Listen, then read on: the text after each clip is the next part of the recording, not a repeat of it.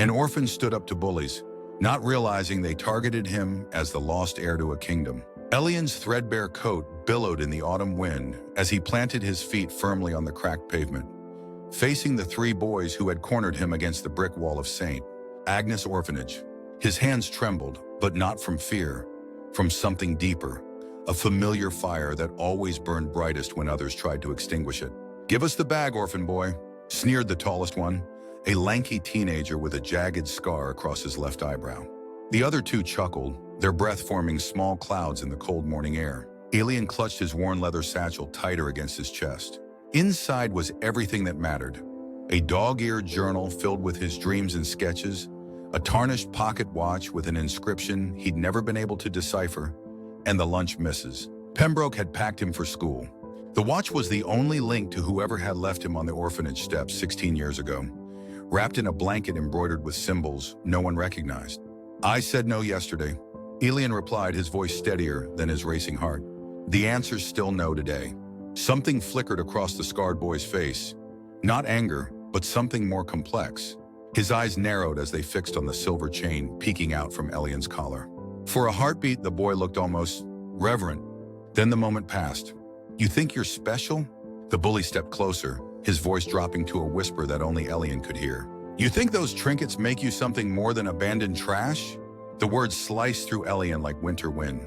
He'd heard variations of this taunt his entire life, but today something in him refused to bend. Perhaps it was the strange dream that had visited him last night. Unfamiliar mountains rising against a purple sky, a throne room with 12 golden pillars, and a crown that seemed to call his name.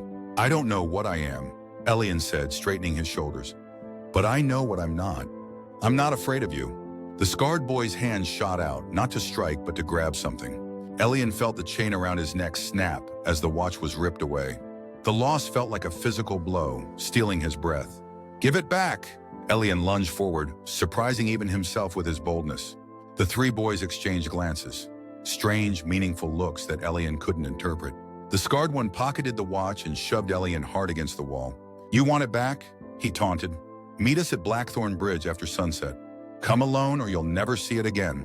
They backed away, the scarred one's eyes lingering on Elian with an intensity that seemed out of place for a simple bully. As they disappeared around the corner, Elian slumped against the wall, his defiance draining away with their departure. "Are you all right?" A gentle voice pulled him from his thoughts. Elian looked up to find Mrs. Pembroke, the orphanage's cook, and the closest thing he had to a mother, standing before him. Her weathered face was creased with concern, her eyes soft behind wire-rimmed glasses. "They took it," Elian whispered, fingers touching the empty space where the watch had hung. "The only thing I had from before." Mrs. Pembroke's expression changed, a subtle shift that Elian nearly missed. Was it fear? Recognition? "Come inside," she said, her voice unusually tense. "There's something I need to tell you." The orphanage kitchen smelled of cinnamon and yeast. Mrs. Pembroke's domain had always been a sanctuary for Elian, the place where she'd first taught him to knead bread when he was 7, where she'd bandaged scraped knees and listened to his dreams of belonging somewhere, to someone. She locked the door behind them, something she'd never done before, and drew the faded gingham curtains closed. The afternoon light filtered through, casting a honeyed glow across the worn wooden table where she motioned for him to sit. "I've dreaded this day," she said, her hands busy with the kettle, though her eyes never left his face. "But I always knew it would come." Elian's pulse quickened. "What day?" "What are you talking about?" Mrs. Pembroke set 2 steaming mugs of tea between them and lowered herself into a chair with a weariness that seemed to age her 10 years in an instant. "Those weren't ordinary bullies, Elian." Her fingers trembled slightly as she pushed a stray gray curl behind her ear. "They're seekers. They've been looking for you for 16 years. The steam from the tea rose between them, curling like question marks in the air. "Seekers?" The word felt foreign on his tongue. "Looking for me? Why would anyone look for me?" Mrs. Pembroke's eyes glistened with unshed tears. "Because of who you are, who your parents were." Outside, the wind picked up, rattling the windows like impatient fingers.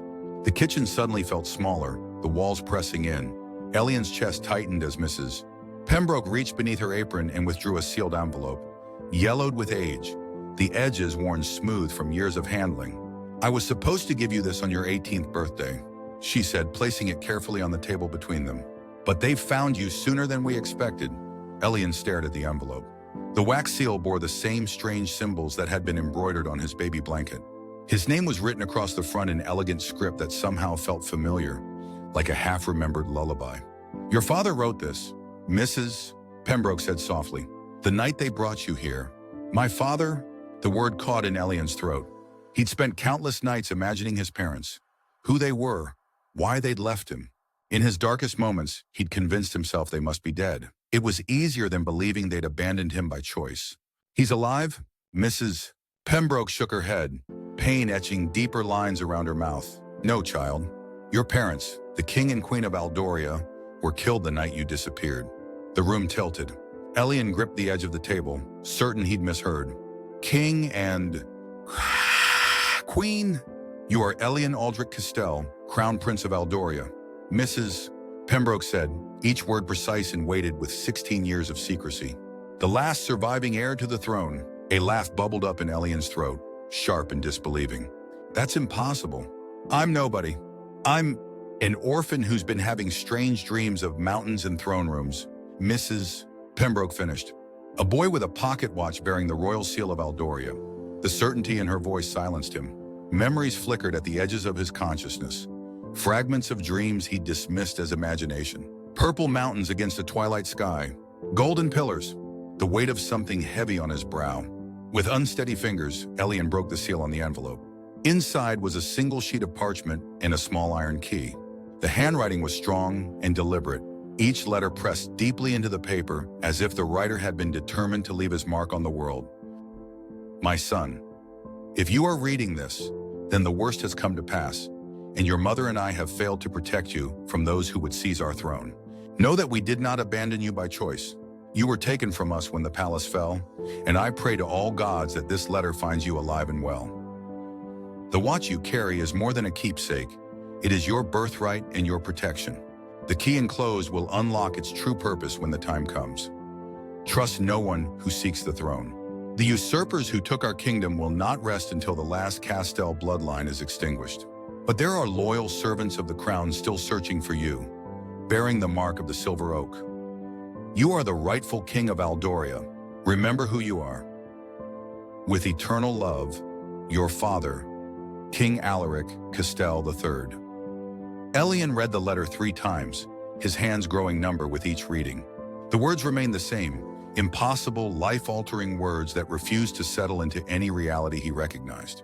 The watch, he whispered. The bullies, the seekers, they took it. Mrs. Pembroke's face paled. Then we have no time. They'll take it to Lord Demon. Once he confirms it's the royal timepiece, he'll know you've been found. Lord Damon? Your father's advisor. The man who betrayed the crown and led the coup that killed your parents. Her voice hardened. He's ruled as regent these 16 years, claiming the throne would remain empty until the lost prince was found or declared dead. But he never wanted you found. The seekers who work for him have been hunting you to kill you, not restore you. Elian's mind raced. But why take the watch? Why not just... He couldn't finish the sentence. Because only the true heir can activate what's hidden inside it. Mrs. Pembroke stood abruptly. We need to leave now. Pack only what you can carry. There are people waiting for us at Blackthorn Bridge. The bridge? That's where they told me to meet them. Mrs. Pembroke's expression shifted from fear to determination. Then we're already too late. They know. Night had fallen by the time Elian and Mrs. Pembroke slipped out the orphanage's back gate. The small bundle of clothes in his journal felt inconsequential against the weight of the letter tucked inside his coat, pressed against his heart like a burning coal. They kept to the shadows, moving through back alleys rather than main streets. Mrs. Pembroke walked with purpose, her usual shuffling gait replaced by a purposeful stride that hinted at a life before St. Agnes that Elian had never imagined. Who are we meeting? Elian asked, his breath visible in the cold night air. The Silver Oak, she replied, scanning the empty street before urging him forward. The Resistance, those still loyal to your father's throne. The reality of his situation struck Elian anew with each step. Hours ago, his greatest concern had been finishing his mathematics assignment. Now he was fleeing for his life, carrying a key to a kingdom he'd never known existed. How do you know about all this? He asked as they crossed into the park that led to Blackthorn Bridge. Who are you, really? Mrs. Pembroke's eyes softened. I was your nurse, child. I was there the night you were born. When the palace fell, your father entrusted you to me, to hide you where Lord Demon would never think to look. An orphanage, Elian whispered. Hidden in plain sight. She nodded. No one searches for a prince among the forgotten children. Blackthorn Bridge loomed ahead, its ancient stone arch a darker shadow against the night sky. The river below rushed silently, black water reflecting fragments of starlight. No one waited on the bridge. Mrs. Pembroke slowed, her hand tightening on Elian's arm. Something's wrong. They should be here. A soft laugh echoed from the shadows beneath the bridge. Indeed they should. 3 figures emerged onto the path. The scarred boy from that morning stood flanked by his companions, but their postures had changed. They moved with military precision, hands resting on weapons concealed beneath their coats. The prince's loyal nurse, said the scarred boy, his voice now cultured and precise. Nothing like the rough tones he'd used during their confrontation. How touching that you've kept your promise all these years. Mrs. Pembroke stepped in front of Elian. Julian Thorpe, I should have recognized you. You have your father's eyes and his treachery. The boy Julian smiled coldly. My father died serving Lord Demon. I intend to honor his legacy by bringing in the pretender. He's no pretender. Mrs. Pembroke spat. Look at him. He has Alaric's face, Lyra's eyes. Julian's gaze shifted to Elian, studying him with calculated interest. Perhaps it hardly matters. The watch has confirmed what Lord Demon suspected. He pulled the pocket watch from his coat. The silver gleamed in the moonlight, the engraved symbols suddenly seeming to pulse with inner light. The true heir has been found, which means the time for pretending is over. Give it back, Elian said, stepping forward despite Mrs. Pembroke's restraining hand. That belongs to me. Does it? Julian's eyebrow arched. Do you even know what it is? Before Elian could answer, the night erupted into chaos. Dark figures dropped from the trees surrounding the bridge. The clash of steel on steel rang out as Julian's companions drew hidden blades, meeting the attackers with practiced skill. Julian lunged forward, reaching for Elian, but Mrs. Pembroke moved with surprising speed, blocking his path. Run! She shouted to Elian. Run now! Elian hesitated, unwilling to leave her, but a strong hand gripped his shoulder from behind. He whirled to find himself face to face with a tall woman in dark clothing, her features sharp in the moonlight. A silver oak brooch pinned to her collar. Your Highness, she said, her voice low and urgent. We need to move. Julian shouted in rage, struggling against Mrs. Pembroke's surprising strength. The pocket watch fell from his hand, clattering onto the stone bridge. Elian broke from the woman's grip and dove for it, his fingers closing around the cool metal just as Julian broke free. Elian, the key! Mrs. Pembroke cried out. Acting on instinct, Elian pulled the iron key from his pocket and thrust it into the almost invisible keyhole on the side of the watch. The moment metal touched metal, a blinding flash of blue light erupted from the timepiece. Julian staggered back, arm thrown across his face, as the light pulsed outward in concentric circles. The woman with the silver oak brooch grabbed Elian again, pulling him toward the far side of the bridge. Now, Your Highness, we have seconds, not minutes. Elian looked back desperately for Mrs. Pembroke. She stood at the center of the bridge, hands raised as if in benediction as the blue light washed over her.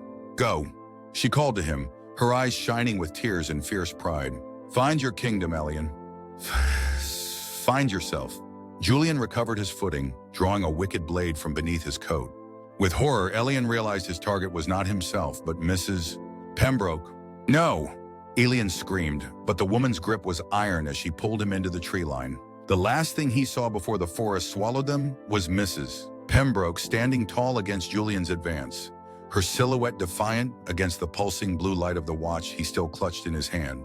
The forest closed around them like a living entity, branches reaching and twisting overhead to block the moonlight. Elian stumbled after the silver oak woman, his mind a maelstrom of grief and confusion. Mrs. Pembroke, his nurse, his protector, perhaps the only mother he would ever know, had stayed behind to ensure his escape. We need to go back, he gasped, trying to wrench himself free. We can't leave her. The woman didn't slow. Your safety was her mission for 16 years, Your Highness. Don't waste her sacrifice. Stop calling me that. Elian's voice broke. I'm not a prince. I'm nobody. She stopped so abruptly that Elian nearly collided with her back. When she turned, her face was illuminated by the watch still clutched in his hand, which continued to emit a soft blue glow. Her expression was a complex mixture of exasperation and reverence. "You are Elian Aldrich Castell, son of King Alaric and Queen Lyra," she said firmly. "Your parents died protecting you. Mrs. Pembroke lived in hiding for 16 years protecting you. My brother died last week protecting the secret of your existence. So you will honor their sacrifices by surviving this night, even if you don't yet believe in your birthright." The raw emotion in her voice silenced his protests. For the first time, he really looked at her, perhaps 30 years old, with a scar running from temple to jaw on one side of her face, dark hair pulled back in a severe braid, and eyes that held shadows no ordinary life could create. "Who are you?" he asked more quietly. "Captain Sarah Oakhart of the Silver Oak Guard," she replied, the formality of her tone at odds with their desperate flight through the forest. "I served your father, and I've spent 16 years preparing for your return." A shout echoed through the trees behind them. Sarah grabbed his arm again, pulling him deeper into the darkness. "They're tracking the watch's energy signature," she said. "We need to find water to mask it." They ran until Elian's lungs burned and his legs threatened to buckle. The watch continued to pulse in his hand, its glow steadier now but no less bright. Occasionally he caught glimpses of symbols rotating within its face, no longer showing time but something more complex. A map perhaps, or a code he couldn't decipher. The sound of rushing water grew louder as they approached a ravine. A narrow rope bridge swayed in the night breeze, spanning a gorge through which a river roared 20 feet below. "Cross quickly," Sarah ordered, drawing a short sword from beneath her cloak. "I'll cut the bridge once you're across." Elian stepped onto the first plank, which creaked ominously beneath his weight.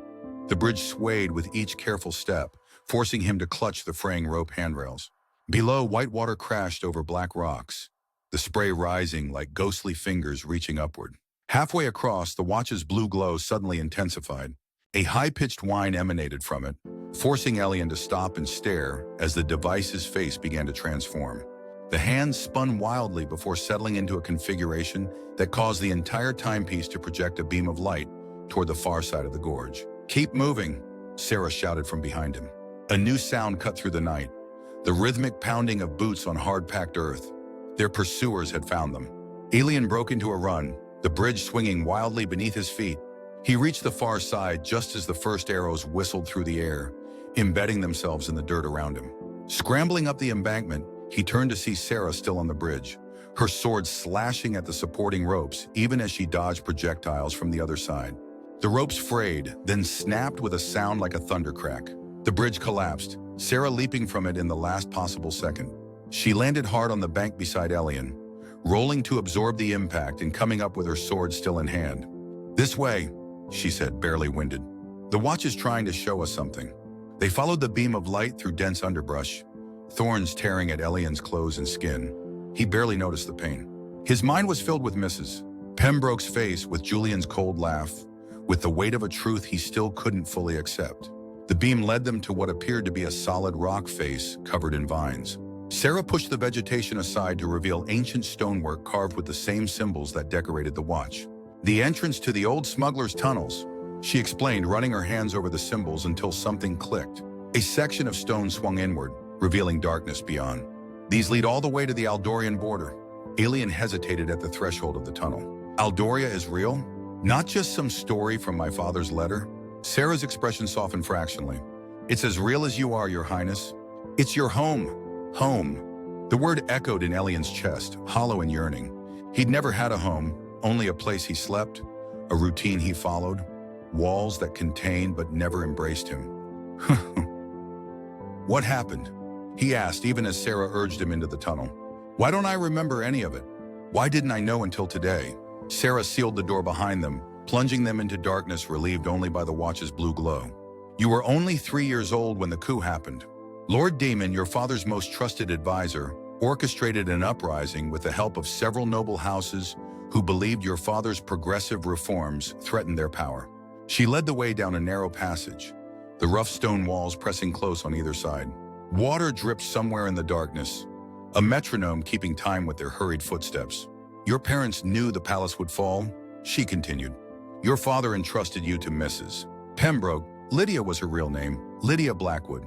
She was not just your nurse but the kingdom's spy master. If anyone could hide you successfully, it was her. And she did," Elian murmured. "For 16 years.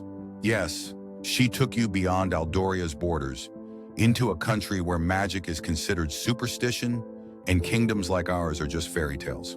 She suppressed your memories with a potion before you crossed the border, a kindness to spare you the trauma of what you'd witnessed, and a precaution to ensure you wouldn't accidentally reveal yourself. The tunnel widened into a larger chamber where several passages branched off. The watch's beam swung decisively toward the rightmost tunnel. "And now?" Alien asked, following the light. "What happens now?" "Now we get you safely to Aldoria, to those still loyal to your father's throne." Sarah's voice was steady, but Elian caught the undertone of worry. "Lord Demon has ruled as regent all these years, claiming he was merely holding the throne until you were found. In truth, his seekers have been hunting you to eliminate the last legitimate threat to his power. Why not just declare himself king?" Aldorian law. The crown can only pass to a blood heir of the Castell line unless all heirs are confirmed dead. As long as there was any possibility you lived, he could only rule as regent. Her mouth twisted bitterly. It suited him well enough. He has all the power without the mystical obligations that bind a true Aldorian monarch. Elian's steps faltered. Mystical obligations? Sarah glanced back at him, her expression unreadable in the blue light. "The Castell bloodline isn't merely noble, Your Highness. It's magical. The land itself responds to the rightful ruler. Crops flourish, waters run clear, prosperity follows. Without a true king on the throne, Aldoria has been slowly dying." The watch's whine increased in pitch, its beam fixed on a section of the tunnel wall that appeared no different from any other. Sarah approached it cautiously, running her hands over the stone until she found what she sought. A small indentation that matched the watch's profile. "Place it here," she instructed. Elian hesitated. "If I do this, if I go with you to Aldoria, what am I agreeing to?" Sarah looked him directly in the eyes. "To claim your birthright, to fight for your kingdom, to become the king your father raised you to be, even if you don't remember those lessons. And if I don't want to be king, if I just want to, what? Return to the orphanage?" That life was gone now, as surely as if it had never existed. Mrs. Pembroke Lydia had likely died on that bridge protecting him. There was no going back. "Then thousands will continue to suffer under Lord Demon's rule," Sarah said simply. "The choice is yours, Your Highness. It has always been yours." The weight of her words pressed on him like a physical burden. He thought of his empty life at the orphanage, the loneliness, the yearning for connection, the dreams that had haunted him. Had those been memories trying to surface, his true self calling out across the void of forgotten years? He placed the watch in the indentation. The stone wall shimmered and dissolved, revealing a chamber that took Elian's breath away. Unlike the rough-hewn tunnels, this space was finished in smooth marble, with 12 pillars rising to support a domed ceiling. In the center stood a raised dais with a stone table, upon which rested a wooden box. The sanctuary, Sarah breathed, her composure cracking to reveal genuine awe.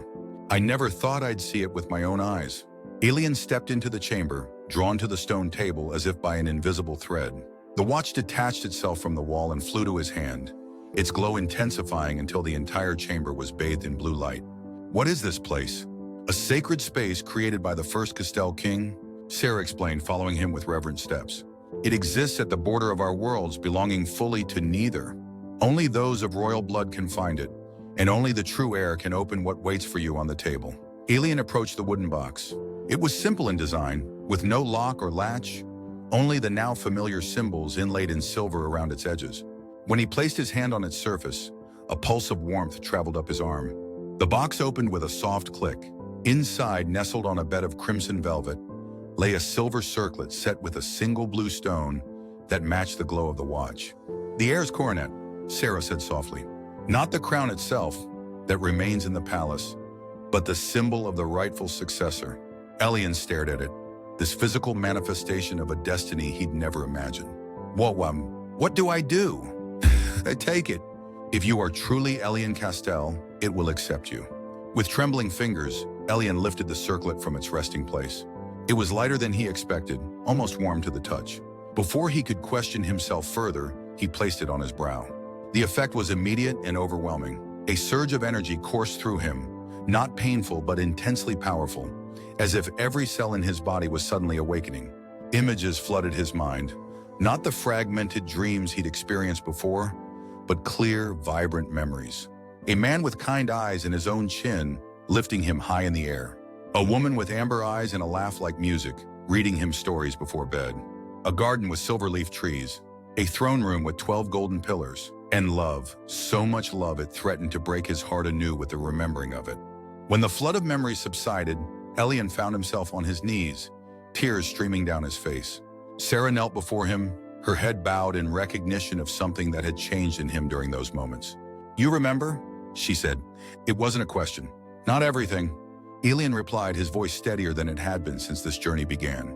"But enough. I remember them. I remember home." He rose to his feet, the circlet still resting on his brow. No longer a foreign object, but a part of him. The watch in his hand had ceased its frantic pulsing and now emitted a steady, calm light. "What now, Captain Oakheart?" he asked, and something in his tone had changed. A subtle shift from the uncertain orphan to something more refined, more purposeful. Sarah stood and drew her sword, presenting it hilt first in a formal salute. "Now, Your Highness, we find the silver oak and take back your kingdom." The sanctuary had another exit, a doorway that opened onto a forested hillside Elian didn't recognize. Dawn was breaking, painting the sky in shades of lavender and gold that stirred more half-remembered visions in his mind. In the distance, purple mountains rose against the horizon, exactly as they had in his dreams. "Aldoria," he whispered. "The borderlands," Sarah confirmed. "We're still a day's journey from the capital, but we're home." Home. The word no longer felt hollow, but it did feel complicated. This land both was and wasn't his. Familiar in his newly awakened memories, but foreign to the life he'd lived for 16 years. "There's an outpost 3 hours march from here," Sarah said, already scanning the terrain with a soldier's eye. "We'll find allies there, supplies, and news of what happened after our escape last night." They set off through forests that gradually grew more lush and vibrant with each mile they traveled. Elian noticed how the plants here seemed somehow more vivid than those beyond the border. Greens deeper, flowers more brilliant, scents more intoxicating. Was this the magic Sarah had spoken of? The land responding to its rightful ruler? As they walked, Sarah told him more about Aldoria, its history, its customs, and the events of the past 16 years. Lord Demon had systematically dismantled many of King Alaric's reforms, concentrating power among the noble houses that supported him while taxing the common people into poverty. The Silver Oak Resistance had formed in the early years of his regency, working quietly to undermine his authority and search for the lost prince. "Many believed you were dead," Sarah admitted. "Lord Demon circulated rumors of your demise years ago. Only those closest to the throne knew the truth, that you had escaped, that Mrs. Pembroke had hidden you beyond our borders." "And my parents?" Elian asked, though he already knew the answer. "There's no chance they survived?" Sarah's silence was answer enough. Elian touched the circlet on his brow, feeling the connection to those who had worn it before him. "Tell me about them, not as king and queen, but as people." For the first time, Sarah's stern expression softened into something like tenderness. "Your father was the kindest man I ever knew. Strong when necessary, but gentle by nature. He would read to the children in the village square once a week, no matter how pressing the affairs of state. Your mother was brilliant, a diplomat who could diffuse the tensest negotiation with a well-placed word. She loved music and would often be found playing the pianoforte late into the night when sleep eluded her." Elian closed his eyes, letting these descriptions settle alongside the fragments of memory the circlet had awakened. "And they loved me?" "With everything they were," Sarah replied without hesitation. "Your father defied centuries of tradition by caring for you himself when you were an infant, changing linens, walking the halls with you when you cried. Your mother composed lullabies that only you would hear. You were their miracle born after years of hoping." A tightness formed in Elian's throat. The orphan boy in him, the child who had lain awake wondering why nobody wanted him, began to heal just a little. They reached the outpost by midday, a cluster of buildings disguised as a hunting lodge, nestled in a valley surrounded by dense forest. Sarah signaled their approach with a series of bird calls that were answered from within the trees. Guards materialized from the seemingly empty forest, eyes widening at the sight of the circlet on Elian's brow. Word of their arrival spread quickly. By the time they entered the main building, a crowd had gathered, men and women of various ages, all bearing the silver oak insignia somewhere on their person, all staring at Elian with expressions ranging from disbelief to revelation. An older man with a silver beard stepped forward, leaning heavily on a cane. His weathered face creased with emotion as he knelt awkwardly before Elian. "Your Highness," he said, his voice breaking. I was beginning to fear I would die before seeing your return. Sarah placed a hand on the man's shoulder. Lord Cedric has led the Silver Oak since your father's death. He was King Alaric's closest friend and most trusted advisor before Lord Demon's betrayal. Elian felt uncomfortable with the kneeling, the reverence. Hours ago, he had been an orphan with homework to complete. Please stand, my lord. I'm not accustomed to such formality. Lord Cedric rose with difficulty. Forgiveness, your highness. It's been a long time since we've had a rightful king to honor. He gestured toward a private chamber. Come, we have much to discuss, and time grows short. Inside the chamber, maps covered a large table.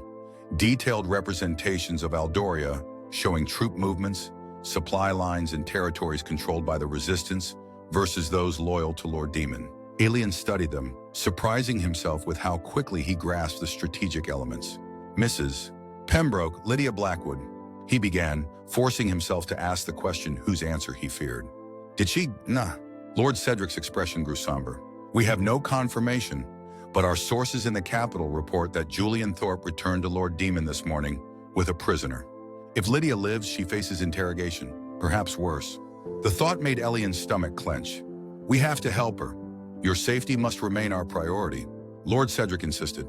Lydia understood the risks. She would want us to focus on what comes next. And what is that exactly? Elian asked, looking around at the faces watching him with such hope. With them, what happens now? Lord Cedric and Sarah exchanged glances. Now, Lord Cedric said carefully, we prepare for your return to the capital.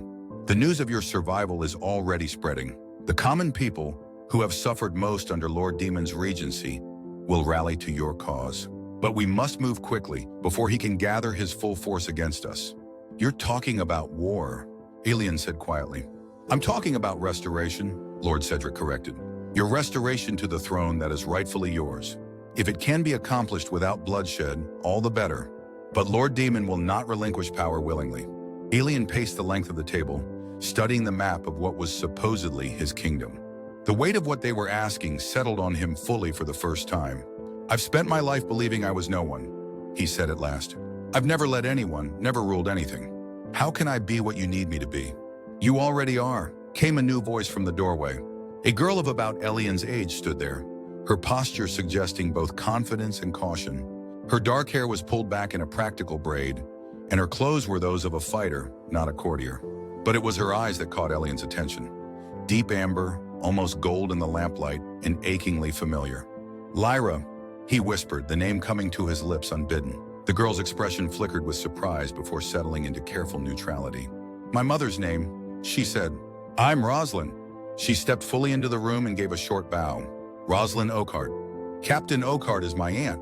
Rosalind has been training with the Silver Oak since she was 12, Sarah explained.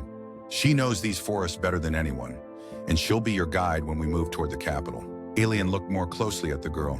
Despite her practical attire and warrior stance, there was something in the shape of her face, the set of her mouth, that stirred more half-formed memories. Have we met before?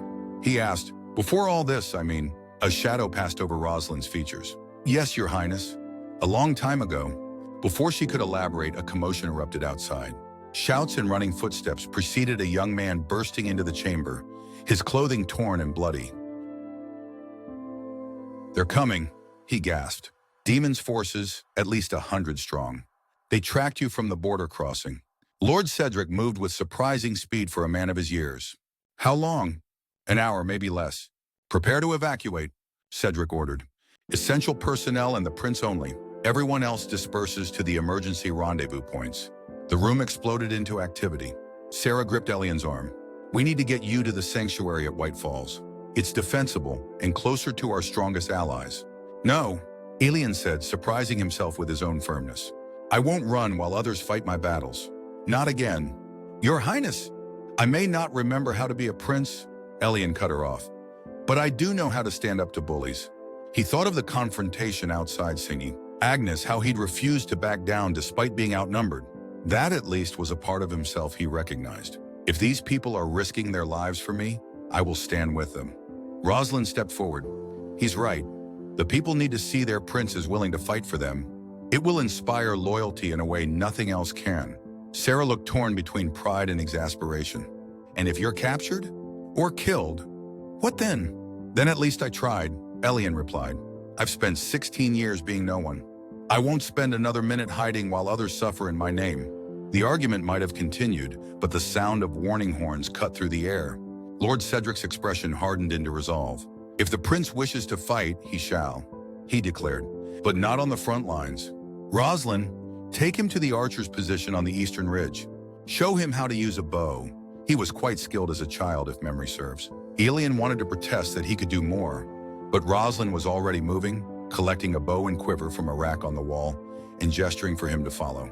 As they slipped out a side door, the outpost transformed around them. Fighters taking up defensive positions, non-combatants retreating deeper into the forest. This way, Rosalind said, leading him up a narrow path that wound around the eastern edge of the valley. We'll have a clear view of their approach from the ridge. They climbed in silence, Elian struggling to keep up with Rosalind's sure-footed pace. When they reached the top, a spectacular view opened before them. The outpost below, the forest spreading in all directions, and to the south, a plume of dust rising from the road that marked their pursuers' approach. Rosalind handed him the bow. Ever used one of these? No, Elian admitted. But apparently I was quite skilled as a child. A ghost of a smile touched Rosalind's lips. You used to throw tantrums if your father wouldn't let you join the guards for target practice. She positioned his hands on the bow. Like this. Draw with your back muscles, not your arms. Sight along the arrow. Her proximity made Elian acutely aware of her. The faint scent of pine needles in her hair, the practiced confidence of her movements, the calluses on her fingers where they brushed against his. Something about her tugged at him, a familiarity he couldn't quite place. How do you know so much about me as a child? He asked, trying to focus on knocking an arrow as she'd shown him. Rosalind's hand stilled for a moment. I lived in the palace, she said carefully. My mother was lady-in-waiting to Queen Lyra. You and I used to play together in the royal gardens. The image flashed in Elian's mind, chasing a small, dark-haired girl around a fountain, both of them shrieking with laughter as palace guards pretended to be monsters from whom they needed to hide. You were my friend, he said softly. Yes, her voice held an emotion he couldn't identify. Until the night of the coup. My mother died trying to reach the Queen's chambers. My father was executed for refusing to swear loyalty to Lord Demon. Aunt Sarah smuggled me out of the city and raised me with the silver oak. Elian lowered the bow, struck by the parallel tragedies of their lives. I'm sorry. I didn't remember. You were 3 years old and they gave you a forgetting potion. Rosalind replied matter-of-factly. No one expected you to remember, but he was remembering in fragments and flashes. The circlet seemed to be unlocking more memories with each passing hour. Your mother had amber eyes like yours. She used to sing to us while we played. Rosalind's composure cracked momentarily, revealing the pain beneath. Yes, she did. Before Elian could respond, shouts rose from below. The first of Lord Demon's forces had emerged from the tree line to the south. Mounted soldiers in black and crimson, bearing the twisted dragon insignia that had replaced the Castell lion after the coup. Here they come, Rosalind murmured, lifting her own bow. Remember what I showed you? Breathe out as you release. Elian knocked an arrow, drawing the bowstring back as instructed. The muscles in his back responded with surprising familiarity, as if his body remembered what his mind had forgotten. He sighted along the shaft, aiming for a mounted soldier who appeared to be giving orders to the others. He released on an exhaled breath. The arrow flew true, striking the soldier's mount in the flank. The horse reared, throwing its rider, and chaos erupted as the advancing line faltered. Good shot, Rosalind said, letting her own arrow fly. It struck a soldier squarely in the shoulder, sending him tumbling from his saddle. Below, the Silver Oak fighters emerged from their hiding places, engaging the advancing forces with disciplined precision. Despite being outnumbered, they fought with the advantage of familiar terrain and carefully planned defensive positions. Elian and Rosalind continued to provide covering fire from their elevated position, each successful shot bolstering Elian's confidence. The rhythm of knock, draw, aim, release became meditative, allowing his conscious mind to step back as something deeper, something inherited or remembered, took over. But Lord Demon's forces kept coming. For every soldier that fell, 2 more seemed to appear from the forest. The Silver Oak fighters were being pushed back toward the outpost, their defensive line bending under the pressure. They're going to be overrun, Elian said, reaching for another arrow only to find his quiver empty. Rosalind's face was grim as she fired her last shaft. We need to move. They'll send scouts up the ridge once they secure the outpost. We can't just leave them, Elian protested, watching as Lord Cedric led a desperate charge against the center of the enemy line. Our job is to keep you alive, Rosalind insisted, already gathering their gear. That's what everyone down there is fighting for. Elian's frustration boiled over. I never asked for that. I never asked for any of this. Neither did they. Rosalind shot back, anger flashing in her amber eyes. Neither did I. But here we are, and running away won't change that. The best thing you can do for them now is survive to fight another day. The truth of her words struck him like a physical blow. He nodded reluctantly and followed her down the backside of the ridge, away from the battle. They moved swiftly through the forest, following game trails that gradually led them north and east. Rosalind set a punishing pace, her movements confident and silent. Elian did his best to keep up, but his years of city living hadn't prepared him for this kind of terrain. After several hours, when the sounds of battle had long faded behind them, Rosalind finally allowed them to rest beside a small stream. Elian collapsed onto a fallen log, his legs trembling with exhaustion and his lungs burning. Terrain, where are we going? He asked when he could speak again. White Falls, Rosalind replied, filling a skin with water from the stream. It's the sanctuary Lord Cedric mentioned, one of several sacred sites across Aldoria, where the Castell magic runs strongest. We'll be safer there, and it's a designated rendezvous point if the outpost falls. Elian accepted the water skin she offered, drinking deeply before asking, and the others? Syrah? Lord Cedric. If they can escape, they'll come to White Falls or send word. Her tone was pragmatic, but Elian caught the worry she was trying to conceal. Aunt Sarah has survived worse. Night was approaching, the forest growing darker around them. Rosalind studied the deepening shadows with a frown. We should keep moving while we can. It's another day's journey to White Falls, and we don't know how far Lord Demon's forces will pursue us. Despite his exhaustion, Elian nodded and pushed himself to his feet. As he did, the pocket watch, which had been quiet since the sanctuary, suddenly emitted a soft hum. Both he and Rosalind froze, staring as the device began to glow once more. What's happening? Rosalind whispered. Before Elian could answer, voices reached them, distant still, but distinctly human, calling back and forth in the organized pattern of a search party. They're tracking the watch, Elian realized, remembering what Sarah had said. He thrust it into Rosalind's hands. Take it and go a different way. I'll lead them off. Absolutely not, Rosalind said, shoving the watch back at him. The watch responds only to you. It would go dormant in my hands. Besides, you're the one they want. The voices grew closer. Elian's mind raced, seeking a solution. Water? He said suddenly. You said water masked its energy signature. The stream. Understanding dawned in Rosalind's eyes. Without hesitation, she pulled him toward the water. They waded in, the cold current tugging at their legs as they moved downstream, leaving no footprints to follow. The watch's glow dimmed as the water flowed around it, and its humming faded to silence. They traveled through the stream bed for nearly a mile before Rosalind finally guided them out onto a rocky bank that would leave minimal traces of their passage. Night had fully fallen by then, the forest transformed into a landscape of shadows. Rosalind led them to a hollow beneath the roots of an ancient oak, just large enough for two people to shelter if they pressed close together. We'll rest here until moonrise, she whispered as they huddled in the cramped space. The light will make travel easier, and they'll likely make camp soon rather than risk the forest at night. Elian nodded, acutely aware of Rosalind's proximity in the darkness. Her shoulder pressed against his, warm despite their damp clothes. After a long silence, he found the courage to ask the question that had been growing in his mind since the ridge. Were we just playmates? As children, I mean, he felt rather than saw her tense beside him. Or was there more? An arrangement, perhaps, between our families? Rosalind's voice was carefully neutral when she finally answered. We were betrothed shortly after your third birthday. A political alliance, strengthening ties between the Crown and the Oakhart family, who controlled the kingdom's eastern forests. The information settled into place alongside his fragmented memories. That's why you looked at me strangely when I first arrived. Why you've been so distant. I was betrothed to a prince, Rosalind said quietly, not an orphan boy who doesn't remember me. The arrangement died with your parents. I'm sorry, Elian offered, though the words felt inadequate, for not remembering, for everything that happened to your family. To his surprise, Rosalind's hand found his in the darkness. Don't apologize for surviving, she said firmly. Just make it worth the cost. They fell silent after that, listening to the nocturnal sounds of the forest. Elian's thoughts churned, memories mixing with new information, the weight of expectations pressing against his fear of failure. The alien who had grown up at St.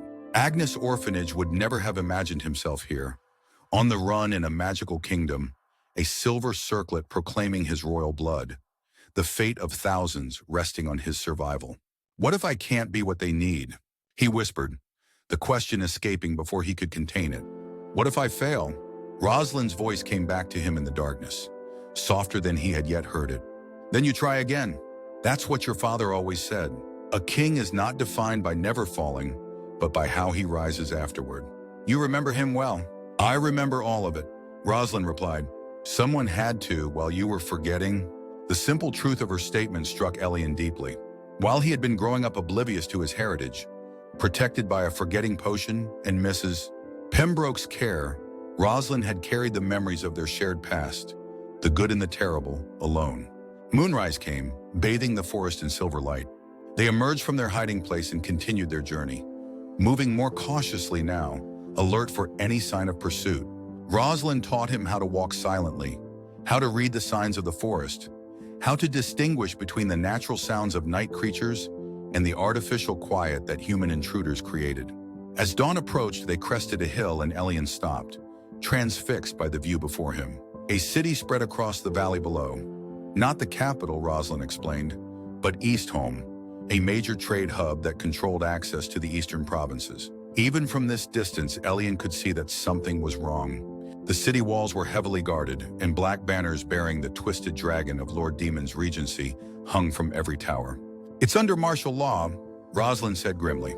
"Eastholm has always been loyal to your family. Lord Demon must have tightened his grip when news of your return began to spread." "We have to go around then." Rosalind shook her head. "The only paths to White Falls lead through or near the city. We need supplies and information about what happened at the outpost."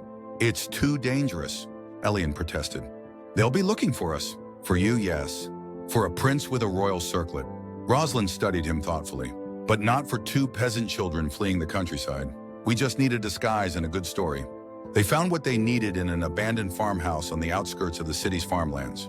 Rough clothing, weathered from use and far from clean, hung forgotten on a line. Elian changed behind a hedgerow while Rosalind kept watch, feeling strange as he tucked the circlet and watched carefully into a hidden pocket sewn into the rough shirt. When he emerged, Rosalind glanced at him critically before reaching up to muss his hair, rubbing a bit of dirt across his cheek for good measure. "Better," she said. Less princely, he returned the favor when she changed, though he hesitated before smudging dirt on her face. "It seems wrong somehow." A rare smile flickered across her features. "Afraid to soil a lady's complexion, Your Highness? I assure you, I've been covered in worse during training." They approached the city gates with the morning traffic. Farmers bringing goods to market, merchants with carts full of wares, ordinary people going about their business despite the oppressive military presence. Rosalind had crafted a simple story. They were siblings from an outlying farm, coming to the city to seek work after their parents fell ill. The guards at the gate barely glanced at them, more concerned with inspecting carts and wagons than two dirty peasant children. Inside the city walls, however, the atmosphere was tense. Armed soldiers patrolled the streets in pairs, stopping citizens at random to question them. Posters had been nailed to walls and posts throughout the city, and when Elian managed to get close enough to one to read it, his blood ran cold. His own face stared back at him, not as he looked now, but as he might have looked had he grown up in the palace. An artist's conception of Prince Elian at 16, bearing the circlet he now carried hidden against his chest. The poster proclaimed a substantial reward for information leading to his capture, declaring him a pretender to the throne and an enemy of the realm. "Don't stare," Rosalind murmured, pulling him away. "Act uninterested, like it has nothing to do with you." They made their way through crowded streets to the central market, where Rosalind used a few small coins she'd kept hidden in her boot to purchase bread and dried meat. As the vendor wrapped their purchases, Rosalind casually asked about the increased military presence. "Heard there was trouble in the western forest," she said, her accent subtly altered to match the local dialect. "Some kind of battle?"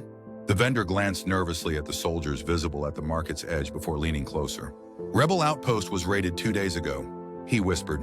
"They say the lost prince was there. The true heir, not that pretender the posters claim. Lord Demon's forces took heavy losses, but they captured some of the rebel leaders." Elian's heart sank. "Any word on who specifically?" he asked, earning a sharp look from Roslyn. The vendor eyed him suspiciously. Why's it matter to you, boy?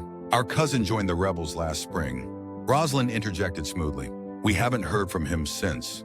The vendor's suspicion softened to sympathy. They're holding the prisoners in the city barracks, awaiting transfer to the capital for public trial. Word is Lord Cedric himself was among them, and the king's old spy master, woman who disappeared the night of the coup. Mrs. Pembroke, Lydia, was alive. The relief Elian felt was immediately tempered by the knowledge that she was a prisoner, likely facing execution. Lord Cedric, too, captured because of him. When's the transfer? Roslyn asked, her tone carefully casual, though Elian could see the tension in her shoulders. Tomorrow at dawn. Heavy guard, they say. The vendor finished wrapping their purchases. Best keep your heads down, children. These are dangerous times to have rebel connections, even family ones. They thanked him and moved away, merging with the crowd. Roslyn led them to a quiet corner of a public square, where a fountain provided enough ambient noise to cover their whispered conversation. We need to continue to White Falls, she insisted. We can't help them if we're captured too. Elian shook his head. I won't abandon them. Not when they're in this situation because of me. It's not abandonment, it's strategy. At White Falls, we can gather forces, plan a rescue. Tomorrow at dawn, Elian cut her off. They'll be gone by the time any help could arrive from White Falls. He met her gaze steadily. I won't leave them to die, Roslyn. I can't. She studied him for a long moment, her expression unreadable. Then unexpectedly, she smiled. A real smile that transformed her face and triggered another flash of memory in Elian's mind. This same girl, years younger, smiling up at him as they hid from their nurses in the palace gardens. There he is, she said softly. The prince I remember. What do you mean? Your father would have done the same, she explained. He never asked others to take risks he wouldn't take himself. It's why the people loved him, why they'll love you, when they know you again. Hope surged in Elian's chest. Then you'll help me? Roslyn's smile turned wry. Against my better judgment, yes. But we'll need help. We can't storm the barracks alone. The vendor mentioned rebel connections in the city, Elian mused. Is there a way to contact the Silver Oak here? There are sympathizers in every major town, Roslyn confirmed. The question is how to find them without exposing ourselves. The watch, silent since their stream crossing the night before, suddenly warmed against Elian's chest. He slipped a hand inside his shirt to touch it and immediately felt a gentle pulse, like a heartbeat. When he withdrew it, the watch's hands were moving with purpose, pointing steadily in one direction regardless of how Elian turned. I think, he said slowly, it wants to lead us somewhere. Roslyn glanced around to ensure they weren't observed. The Castell artifacts have always been more than simple objects. If the watch is awakening further, it may be responding to your needs. They followed the watch's guidance through increasingly narrow streets, moving away from the city center into what appeared to be a craftsman's district. Small workshops lined the streets, the sounds of industry, hammering, sawing, the hiss of forges, filling the air. The watch led them to a modest building with a wooden sign hanging above the door. A beautifully rendered silver oak tree. A silversmith, Roslyn breathed. Of course. Inside, a middle-aged man with spectacles and a leather apron looked up from his workbench. His eyes widened slightly at their disheveled appearance, but his voice remained professionally courteous. Can I help you? Elian glanced at Roslyn, who gave him a subtle nod. Trusting his instincts, and the watch that pulsed more strongly now, he stepped forward. We seek shelter beneath the silver oak, he said quietly. The change in the silversmith was immediate. He set down his tools and moved quickly to the door, locking it and pulling down the shades before turning back to them. Who sent you? He asked, all pretense of casual interest gone. In answer, Elian withdrew the pocket watch, allowing its blue glow to illuminate the small shop. The silversmith's eyes widened further, and he dropped to one knee. Your Highness? He whispered. You're alive. Please stand, Elian said, still uncomfortable with such deference. We need your help. Lord Cedric and others have been captured. They're being held at the city barracks, scheduled for transfer to the capital tomorrow at dawn. The silversmith, who introduced himself as Gareth, ushered them through a concealed door at the back of his shop into a comfortable living area. There, over a hastily prepared meal that Elian and Roslyn devoured with the hunger of those who had been on the run, they told him everything that had happened since the outpost raid. I can get word to our people in the city, Gareth said when they had finished, but a direct assault on the barracks would be suicide. They've doubled the guards since the prisoners arrived. What about during the transfer? Rosalind suggested. They'll have to move them through the city streets to reach the western gate. Gareth considered this. Possible, but still difficult. The transfer will be heavily guarded, and Lord Demon's forces control all the major thoroughfares. Elian, who had been turning the watch over in his hands as they spoke, looked up suddenly. What about beneath the streets? Are there tunnels, sewers, anything we could use? A slow smile spread across Gareth's face. Not just any tunnels, Your Highness. Royal tunnels. Escape routes built by your ancestors, connecting key locations throughout the city. One of them leads directly beneath the barracks. And you know how to access them? Rosalind asked eagerly. Better, Gareth replied. I have the keys. He moved to a hidden compartment beneath his hearth, withdrawing a small iron box. Inside lay a set of keys similar to the one that had activated Elian's watch. These have been passed down through my family for generations. We've been royal silversmiths since your great-grandfather's time, entrusted with maintaining the secret passages. Hope blossomed in Elian's chest. Then we have a way in, but we'll need fighters, weapons. Leave that to me, Gareth assured him. By nightfall, you'll have 20 of our best, ready to follow your command. Elian exchanged glances with Rosalind, both of them absorbing the enormity of what they were undertaking. This was no longer a desperate flight for survival. This was the beginning of a true resistance, with Elian at its center. As promised, by nightfall, the silversmith's back rooms had filled with men and women, ready to fight for the rightful king. Some were craftspeople like Gareth, others merchants or laborers, but all shared the same fierce determination in their eyes when they looked at Elian. Among them was a retired palace guard named Marcus, who had served under King Alaric and who openly wept when he saw Elian wearing the heir's circlet. You have his bearing, the old soldier said, hastily wiping his eyes. The way he held his shoulders, just the same. They gathered around Gareth's table, where maps of the city tunnels were spread out. The plan was relatively straightforward. A small team led by Elian and Rosalind would enter the tunnels near the silversmith's shop and make their way to an access point beneath the barracks' central courtyard. Meanwhile, a larger group would create a diversion at the city's eastern gate, far from their true objective, but sure to draw guards away from the barracks. We'll need to move fast once we're inside, Marcus cautioned. The prison cells are here, on the ground floor. Guards change shifts at midnight. That's our window. What about Mrs. Pembroke, Lydia Blackwood? Elian asked.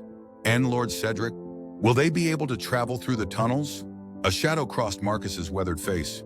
Lord Cedric was injured during the raid. And Lydia. Lord Demon's interrogators are not gentle.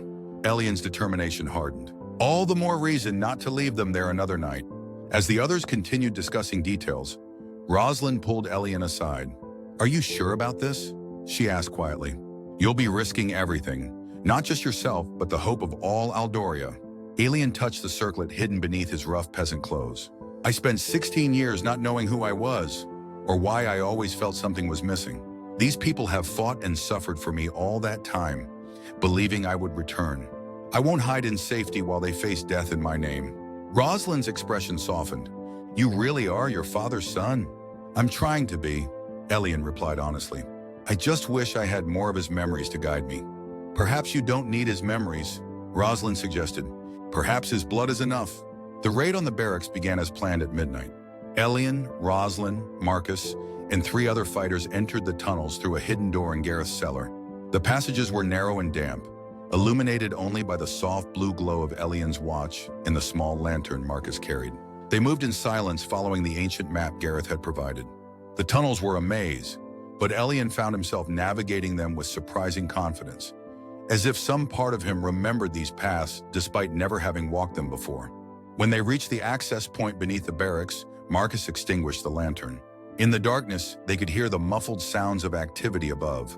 Boots on stone floors, distant voices, the occasional clang of metal. They waited, counting the minutes until the distant explosion that would signal their diversion was in place. When it came, a thunderous boom that shook dust from the tunnel ceiling. Elian felt a moment of doubt. People were risking their lives, perhaps dying, to create this opportunity. The weight of that responsibility pressed on him like a physical burden. As if sensing his thoughts, Rosalind's hand found his in the darkness. Remember why we're here, she whispered. Elian squeezed her hand once before releasing it. For Aldoria, he replied. Marcus unlocked the access point, a trap door that opened into a storage room in the barracks basement. One by one, they climbed up, weapons ready. The room was mercifully empty, the guards presumably drawn to the commotion at the eastern gate. They moved through the barracks with practiced stealth, Marcus's years of guard training guiding them past potential hazards. The few soldiers they encountered were quickly subdued, silenced before they could raise an alarm. The prison cells were located in a separate wing, accessible through a heavy wooden door. 2 guards stood watch outside, looking tense but attentive despite the distant chaos. Marcus signaled for them to wait, then slipped forward alone, approaching the guards with the confident stride of a superior officer. Reinforcements needed at the east gate, he barked. Commander's orders. I'm to relieve you here. The guards hesitated, suspicious of this unknown officer. But Marcus's commanding presence and the genuine sounds of battle in the distance convinced them. They hurried off, leaving the prison wing momentarily unguarded. Elian and the others rushed forward as Marcus produced a ring of keys taken from an unconscious guard. The heavy door swung open to reveal a corridor lined with cells. Most stood empty, but in the furthest 2, figures stirred at their approach. Lord Cedric's once regal bearing was evident despite his wounded state. He sat propped against the wall of his cell, a rough bandage wrapped around his left leg. His silver beard was matted with blood, and dark bruises covered what was visible of his face. In the adjacent cell, a thin woman with gray-streaked hair lifted her head at their approach. Despite the distance and poor lighting, Elian recognized her immediately. Mrs. Pembroke, he whispered, rushing to her cell as Marcus worked to unlock Lord Cedric's. Her eyes widened as he stepped into the light. Elian, she breathed, her voice hoarse but filled with emotion. You escaped. I knew you would. Marcus opened her cell, and Elian rushed inside, kneeling beside her. Up close, the evidence of her interrogation was clear. Split lip, bruised cheek, fingers bent at unnatural angles. Anger surged through him, hot and unfamiliar. Can you walk? He asked gently. Mrs. Pembroke, Lydia, nodded, though the movement clearly caused her pain. I've endured worse for less worthy causes, she said, attempting a smile that turned into a grimace. Help me up. In the next cell, Marcus and Rosalind were supporting Lord Cedric between them. Despite his injuries, the old nobleman's eyes shone with fierce joy when they fell on Elian. Your Highness, he said, you came for us yourself, just like your father would have done. We need to move quickly, Marcus urged. The diversion won't last forever. They made slow progress back to the storage room, every step clearly agonizing for the prisoners. Elian supported Mrs. Pembroke, while Rosalind and Marcus helped Lord Cedric. The other fighters moved ahead and behind, ensuring their path remained clear. They had just reached the basement when alarm bells began to ring throughout the barracks. Shouts echoed down corridors as guards realized their prisoners were missing. Into the tunnel quickly, Marcus ordered, helping Lord Cedric through the trapdoor. Elian was about to follow with Mrs. Pembroke when heavy footsteps approached from the corridor outside. He froze, pushing her behind him as the storage room door burst open. Julian Thorpe stood in the doorway, a sword in his hand and fury in his eyes. Behind him, more guards were visible, weapons drawn. The pretender himself, Julian sneered. How convenient. Elian pushed Mrs. Pembroke toward the trapdoor. Go, he whispered urgently. I'll hold them off. But Julian was already advancing, his sword raised. You've led your followers to their deaths, orphan boy, just like your father did. Something in Elian snapped at those words. The anger that had been building since seeing Mrs. Pembroke's injuries coalesced into cold, clear purpose. Without conscious thought, he drew the sword Marcus had given him and stepped forward to meet Julian's attack. Their blades met with a clash that reverberated through the small room. Julian's eyes widened in surprise as Elian parried his strike with unexpected skill. Another memory surfacing, hours spent in the palace training yard with wooden swords. Royal guards teaching a young prince the basics of swordplay. You fight well for an orphan, Julian taunted, circling for another attack. I fight well for a king, Elian replied, the words feeling right on his tongue. Julian launched a flurry of attacks, each more vicious than the last. Elian met them all, moving with a grace he hadn't known he possessed. It was as if his body remembered what his mind had forgotten. The proper stance, the rhythm of combat, when to advance and when to yield ground. Behind him, he was dimly aware of Mrs. Pembroke being helped into the tunnel by one of the fighters who had stayed behind. Good. At least she would be safe. Julian pressed his advantage, driving Elian back against the wall. Lord Demon should have hunted you down years ago, he spat. Finished what he started the night your parents died. The taunt struck deeper than Julian could know. Elian faltered, his guard dropping for a crucial moment. Julian's blade sliced along his arm, drawing blood in sharp pain. Elian stumbled, nearly losing his sword. Disappointing, Julian said, moving in for the kill. Just like your father in the end. As the blade descended toward him, time seemed to slow. The circlet beneath Elian's rough shirt burned against his skin. New images flashed through his mind. His father teaching him to ride, to read, to hold a sword properly. His mother singing him to sleep, telling him stories of Aldorian kings past. And with these memories came something else. A surge of power, warm and golden, rising from somewhere deep within. Elian caught Julian's blade with his own, the impact sending shockwaves up his arm. But instead of pain, he felt only certainty. This was who he was meant to be. This was his birthright. My father, Elian said, his voice steady as he pushed back against Julian's weight, was twice the man you or your master will ever be. With a strength that surprised even himself, Elian shoved Julian backward. The would-be assassin stumbled, momentarily off balance. Elian pressed his advantage, his sword moving in a pattern he somehow knew without being taught. 3 quick strikes, high, low, center, and Julian's weapon clattered to the floor. The guards in the doorway surged forward, but before they could reach him, Rosalind appeared at Elian's side, having climbed back through the trapdoor. Time to go, Your Highness, she said, shooting a small crossbow bolt into the nearest guard's shoulder. Together they retreated to the tunnel entrance. Julian, recovering his sword, charged at them with a roar of frustration. Elian ducked into the trapdoor, Rosalind right behind him.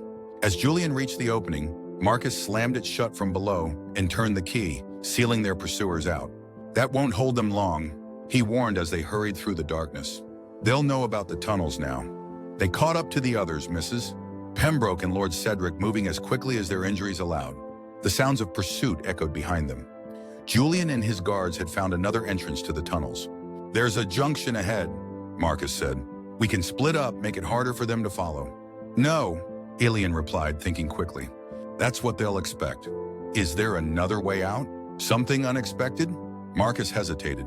There's an old access point that leads to the river. It hasn't been used in decades. Might not even be passable anymore. Show us, Elian decided. They took a narrow branching tunnel that grew progressively damper as they descended. The sounds of pursuit faded, then returned, suggesting their hunters had initially taken a different path before doubling back. Finally, they reached a rusted iron grate set into the tunnel floor. Below, they could hear the rush of the river. The current's strong, Marcus warned, and the drop is at least 15 feet. Mrs. Pembroke, leaning heavily on one of the fighters, shook her head. Cedric and I won't survive that. You young ones go. We'll hold them off here. No, Elian said firmly. No one gets left behind. Not again. He turned to the group, mind racing. The watch, he said suddenly, pulling it from beneath his shirt. It's done more than guide us. It created light. It sent out that energy pulse on the bridge. Maybe it can help us now. Following instinct rather than knowledge, Elian pressed the watch against the rusted grate and turned the key still fitted in its side. For a moment, nothing happened. Then as the sounds of pursuit grew louder, the watch began to hum. Blue light spread from it like liquid, flowing over the grate and down into the darkness below. Where the light touched, the water seemed to calm, the current slowing to a gentle flow directly beneath their position. More remarkably, a platform of what looked like solid blue light formed on the water's surface. The King's Path, Lord Cedric whispered in awe. The old stories were true. What is it? Elian asked, staring at the impossibility below them. Castell magic, Rosalind explained, her voice hushed with wonder. The royal artifacts don't just identify the true king. They respond to his needs, especially in moments of great peril. The grate swung open of its own accord, revealing the drop to the eerily calm water below, now cushioned by the platform of blue light. Marcus went first, lowering himself down and dropping the final few feet. He landed on the light platform, which held his weight as if it were solid stone. One by one, they descended, the fighters first, then helping Lord Cedric and Mrs. Pembroke down using improvised harnesses made from their belts. Rosalind went next, with Elian remaining to ensure everyone made it safely. The sounds of pursuit were upon them now. Shouts and the glare of torches visible around the bend in the tunnel. Elian was preparing to descend when Julian appeared, sword drawn and eyes wild with fury. You can't escape, pretender, he snarled, advancing cautiously. Lord Demon knows you've returned now. There's nowhere in Aldoria you can hide. Elian stood at the edge of the open grate, the watch still glowing in his hand. I'm not hiding anymore, Julian, he said calmly. Tell Lord Demon that Elian Castell has returned to claim his throne. Tell him his days as regent are numbered. Julian lunged forward just as Elian stepped backward into the opening. He fell through darkness for a heart-stopping moment before landing on the platform of light beside Rosalind. Above, Julian's face appeared at the opening, contorted with rage. "The platform won't hold for them," Lord Cedric said with grim satisfaction. "The magic recognizes only those loyal to the true king." As if to prove his point, the blue light began to move, carrying them down the river away from their pursuers. Behind them, Julian's furious shouts faded into the distance.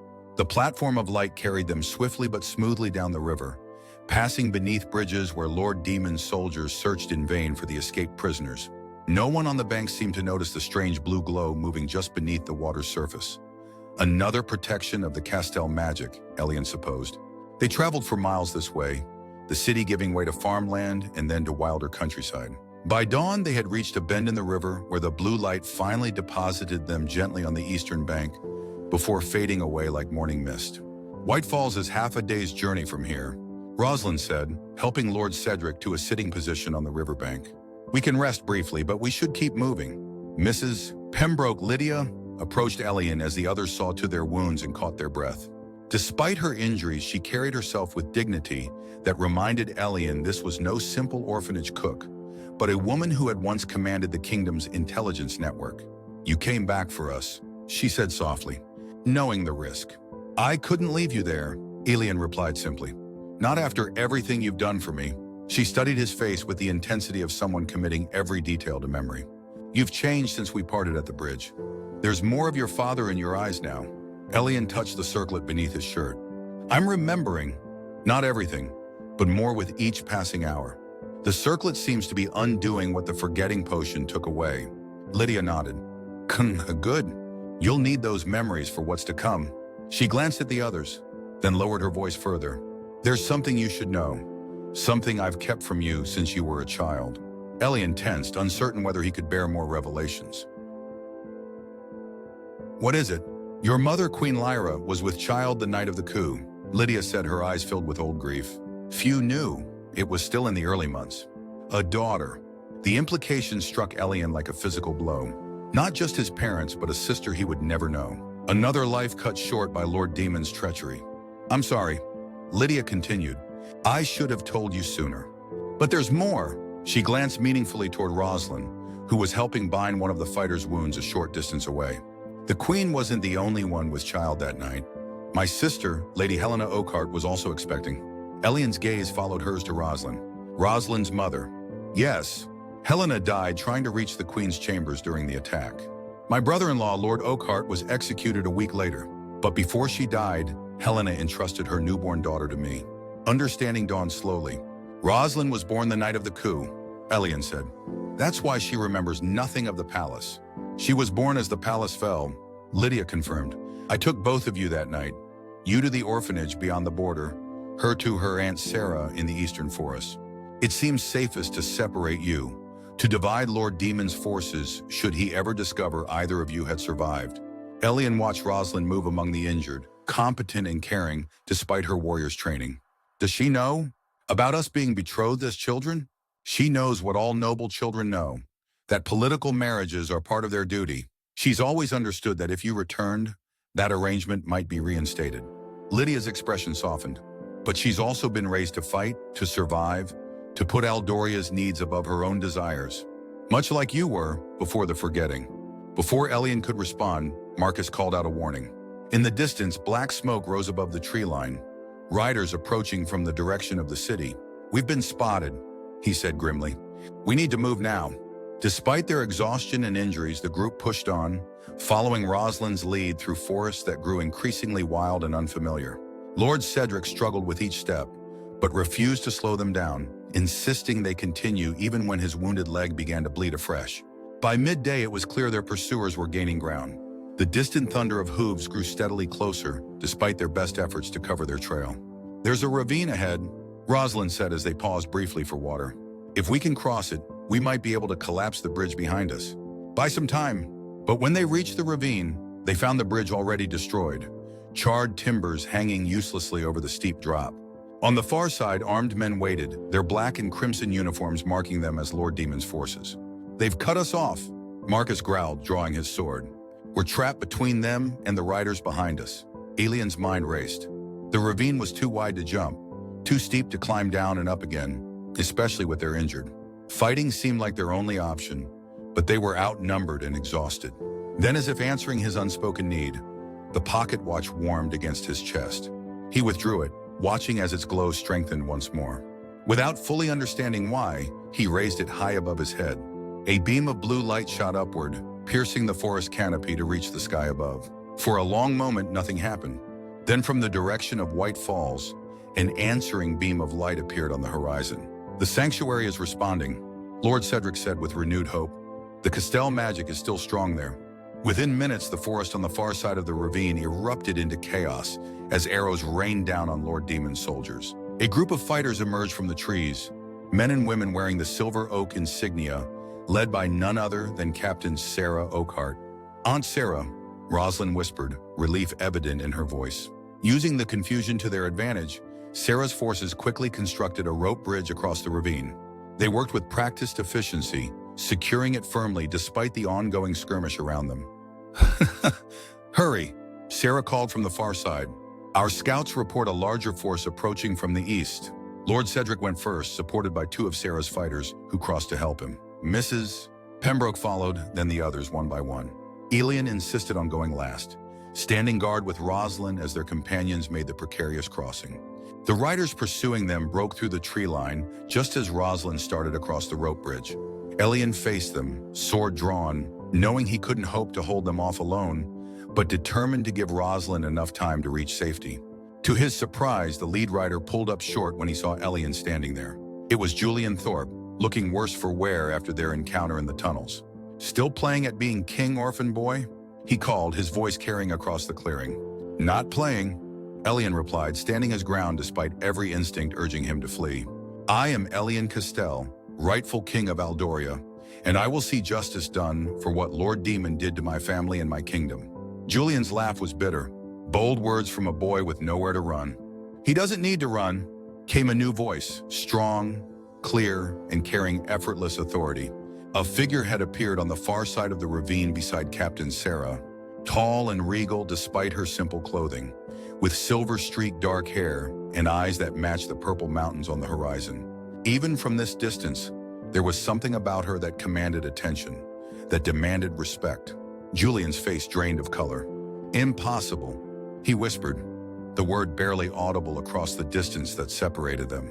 Lord Cedric, supported between two fighters, stared in shock. "Your Majesty," he breathed. Elian felt as if the ground had disappeared beneath his feet. He knew that face, older than in his newly restored memories, marked by years of hardship, but unmistakable nonetheless.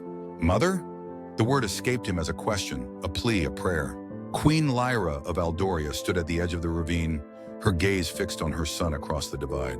"Come home, Elian," she called, her voice breaking on his name. "It's time." The world seemed to hold its breath. Even Julian and his soldiers remained frozen, as if witnessing something too momentous to interrupt. Rosalind, who had reached the halfway point of the rope bridge, called back to him. "Elian, now!" The spell broken, Elian turned and ran for the bridge. Behind him, Julian shouted orders and arrows began to fly. One grazed Elian's shoulder as he reached the bridge, but he barely felt the sting. His entire being was focused on the woman waiting on the other side, the mother he had believed dead for 16 years. The rope bridge swayed dangerously beneath his weight as he moved across it. Around him, the battle resumed, Sarah's fighters providing covering fire as Julian's forces attempted to follow. When he reached the far side, hands pulled him to safety just as the bridge was cut, sending several of Julian's men plummeting into the ravine below. And then, before he could catch his breath or process what was happening, he was enfolded in a fierce embrace. His mother's arms, warm and real and alive, wrapped around him, holding him as if she might never let go again. "My son," she whispered against his hair. "My beautiful, brave son." Elian clung to her, 16 years of orphan loneliness dissolving in the reality of her presence. "How?" he managed, his voice muffled against her shoulder. "They said you died in the coup." "Later," she promised, reluctantly releasing him as Sarah urged them all to retreat. "We need to reach White Falls before more forces arrive." The journey to the sanctuary was a blur to Elian. He moved as if in a dream, his mother on one side and Rosalind on the other, surrounded by the Silver Oak fighters who formed a protective ring around them. Occasionally, his mother's hand would find his, squeezing as if to reassure herself that he was real, that he was truly with her after so long apart. White Falls revealed itself gradually, first as a distant roar of water, then as a breathtaking cascade tumbling down a cliff face several hundred feet high. Behind the waterfall, concealed from casual observation, stood an ancient structure of white stone that seemed to glow with inner light as they approached. The oldest Castell sanctuary in Aldoria, Queen Lyra explained as they made their way along a narrow path that led behind the waterfall. Built by the first king as a place of refuge and renewal, the magic runs strongest here. Inside, the sanctuary opened into a vast chamber supported by pillars carved to resemble silver oak trees. Light filtered through crystal insets in the ceiling, creating patterns across a floor inlaid with the same symbols Elian had come to recognize from his watch and circlet. Healers immediately took charge of the wounded, whisking Lord Cedric and Mrs. Pembroke away to a separate chamber. Others brought food and drink, clean clothing, and news of the world beyond their sanctuary. When the immediate needs had been seen to, Queen Lyra led Elian to a private chamber deep within the sanctuary. It was a simple space despite its ancient stonework. A table, a few chairs, a basin of clear water, and a window overlooking the waterfall for which the sanctuary was named. Now alone with the mother he had thought dead for 16 years, Elian found himself at a loss for words. How did one begin to bridge such an absence? What questions could possibly encompass all he needed to know? Queen Lyra, his mother, seemed to understand his struggle. She smiled gently and took his hands in hers, studying his face with hungry eyes. "You have your father's chin," she said softly. "But my eyes. I've imagined how you might look 1,000 times over the years, but reality surpasses every dream." "They told me you died," Elian said, his voice barely above a whisper. "Everyone believed it. That was necessary," she replied, regret evident in her tone. "When the palace fell, I was grievously wounded. Lord Cedric got me out through the same tunnels you used last night, but we were separated from your father in the chaos. By the time I regained consciousness days later, Alaric was dead, you were gone, and Lord Demon had declared himself regent. But why not reveal yourself? Challenge him? I was too weak at first, and by the time I recovered, Lord Demon's position was too entrenched. He controlled the army, the treasury, the noble houses. More importantly, he had spies everywhere searching for any Castell who might have survived. My only advantage was that he believed me dead." Her eyes shimmered with unshed tears. "And I had lost my child, both my children. Without knowing if you lived, I couldn't risk open opposition that might lead to your discovery and death if you had survived." Elian's mind caught on her words. "Both your children." Lydia mentioned, "She said you were with child the night of the coup." Pain flashed across Lyra's face, old grief still raw despite the years. "Yes, a daughter, though I didn't know that until later. I miscarried during our escape from the palace. Another life Lord Demon has to answer for." "I'm so sorry," Elian said, feeling the loss of a sister he had never known. "It was a dark time," his mother acknowledged. But then word came through Lydia's network, whispers that the young prince had been spirited beyond the border. That he lived. It gave me purpose again, a reason to survive. I joined the Silver Oak, working from the shadows to undermine Lord Demon while searching for you. Why not come for me yourself?" The question escaped before Elian could consider its impact, carrying the echo of the abandoned child he had been. His mother's face crumpled momentarily before she mastered herself. "Because it would have meant your death," she said simply. "Lord Demon's spies were watching every border crossing, every port. I was too recognizable, too hunted. Lydia's plan to hide you as an ordinary orphan was our best hope for your survival." She squeezed his hands. "It broke my heart every day we were apart. But I would rather have you alive and not with me than risk losing you forever." The simple truth of her words penetrated the layers of confusion and hurt that had built up over years of believing himself unwanted. She had stayed away to protect him. She had lived in hiding, fighting a shadow war, all while carrying the grief of losing her husband and unborn child. "What happens now?" he asked, suddenly overwhelmed by the path that stretched before them. "What am I supposed to do?" Lyra studied him thoughtfully. "That depends on what you want, Elian. The circlet you wear marks you as the rightful heir, but the crown itself can only be claimed by choice, not by blood alone." What does that mean?" "It means you have a decision to make," she explained gently. "You can claim your birthright and challenge Lord Demon's regency, which will almost certainly lead to open war. Or you can choose another path, a life away from the burden of rulership. Alien laughed without humor. Is there really a choice? After everything that's happened, after what people have sacrificed for me, there is always a choice. His mother insisted. Your father believed that with his whole heart. It's why the people loved him, because he chose to serve them every day, not because birth demanded it. Elian rose and moved to the window, watching the endless cascade of water beyond the glass. The weight of expectations pressed on him from all sides. Lord Cedric's hope, Mrs. Pembroke's sacrifice, Rosalind's loyalty, his mother's love. How could he be worthy of all they had given? I don't know how to be a king, he admitted, his back still turned to her. I was raised as a nobody, in a world where magic and royal bloodlines are just fairy tales. His mother came to stand beside him, her reflection appearing next to his in the glass. None of us are born knowing our purpose, Elian. We learn through trying, through failing, through rising again. Your father wasn't born knowing how to rule justly. He learned from watching his own father's mistakes. You have been given a different kind of education, but perhaps exactly the one Aldoria needs now. What do you mean? You've lived among those with nothing, experienced the world from outside the walls of privilege. You understand what it means to be overlooked, to hunger not just for food but for belonging. She turned him gently to face her. That understanding is a gift if you choose to use it. Outside their chamber, the sounds of the sanctuary filtered through. Voices consulting on strategies, wounded being tended, a community united in purpose. In that moment, Elian realized that whatever choice he made would affect not just his own fate, but the lives of everyone fighting for his cause. I need time, he said finally, to think, to remember more, to understand what I'd be fighting for. His mother nodded, a mixture of pride and patience in her eyes. Of course, rest tonight. Tomorrow is soon enough to decide. As she turned to leave, Elian called after her. Mother? The words still felt new on his tongue, precious and strange. Thank you for never truly abandoning me, even when I thought you had. Tears spilled freely down her cheeks now. I held you in my heart every day we were apart. She said, and I will hold you there every day to come, whatever you decide. After she left, Elian remained by the window, watching the waterfall as night descended. The endless rush of water seemed to speak to him, of continuity, of persistence, of forces that could shape mountains given enough time. A soft knock interrupted his thoughts. When he opened the door, Rosalind stood there, changed from her travel-worn clothes into a simple tunic and leggings that identified her as one of the Silver Oak. I thought you might want company, she said, uncharacteristically hesitant. Unless you'd prefer to be alone. Elian stepped back to admit her. Actually, I'd welcome the company. Too many thoughts circling in my head. They sat beside the window, watching the waterfall together in comfortable silence for a time. Rosalind seemed different here. Less guarded, perhaps, or simply more at home among her people. Your mother is remarkable, Elian said eventually.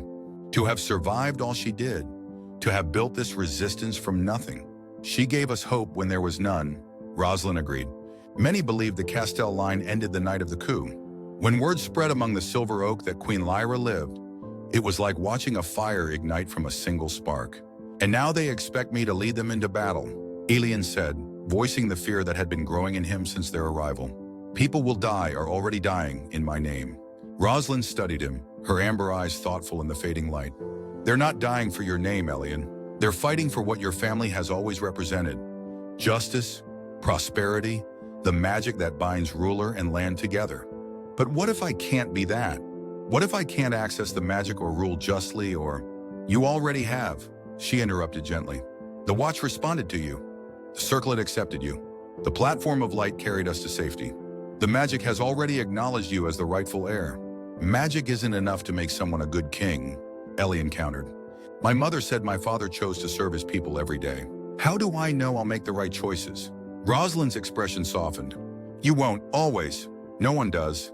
But I've watched you since the moment we found you. How you refused to leave Lord Cedric and Lydia behind. How you stood up to Julian at the ravine. How you think of others before yourself. Those aren't the actions of someone who would abuse power. Her faith in him was both comforting and terrifying. I've been having more memories, he confessed. Not just fragments now, but whole scenes from before. My father teaching me to ride. My mother reading to me at night. And you. He hesitated, uncertain how to broach the subject Lydia had revealed. Me? Rosalind prompted, curiosity evident in her voice. In the gardens, hiding from our nurses, playing at knights and dragons. He met her gaze directly. Lydia told me about our betrothal. About how you were born the night of the coup. A faint blush colored Rosalind's cheeks. I wondered if she would tell you. Why didn't you? Because it's irrelevant now, she said simply. That arrangement was made in a different world, between families and circumstances that no longer exist. Whatever happens next, whether you claim the throne or not, should be decided without the weight of childhood promises neither of us remember making. Her practicality was refreshing after so much talk of destiny and birthright. Is that what you want? To set aside the arrangement? Rosalind hesitated, choosing her words carefully. What I want is for Aldoria to heal, for Lord Demon to answer for his crimes, for the people to prosper again under just rule. She met his eyes squarely. If that means standing beside you as your general, your advisor, or yes, even your queen, I would do so willingly. But only if that's what you truly want as well. Not because of an arrangement made when we were children. The honesty of her answer touched something in Elian. Here was someone who saw him clearly, not just as the lost prince or the returned king, but as the person he was becoming, with all his doubts and strengths combined. Thank you, he said simply, for seeing me as I am. Always, she replied. And in that single word, Elian heard an echo of the friendship they had shared as children, and the possibility of what they might become to each other now. Morning brought clarity. Elian woke from dreams filled not with the vague impressions of his childhood, but with vivid scenes. His father standing before the throne, speaking words of justice, his mother negotiating peace between quarreling noble houses, the palace gardens in full bloom, children from the city invited to play among the silver oaks. He understood now what his parents had tried to build. Not just a prosperous kingdom, but a more just one. One where privilege carried obligation, where the magic that bound the royal family to the land extended its benefits to all who lived there. And he understood what Lord Demon had destroyed in his quest for power. Not just 2 lives, though that would have been crime enough, but the promise of what Aldoria might have become under continued Castell rule. He found his mother in council with Lord Cedric, Lydia, Captain Sarah, and other leaders of the Silver Oak. They fell silent as he entered, watching him with expressions ranging from hope to careful neutrality. I've made my decision, Elian said without preamble. I will claim my birthright and challenge Lord Demon's regency. Relief visibly swept through the gathering. Lord Cedric, still pale from his injuries but sitting straighter now, smiled broadly. The true king returns, he said with satisfaction. Not yet, Elian cautioned.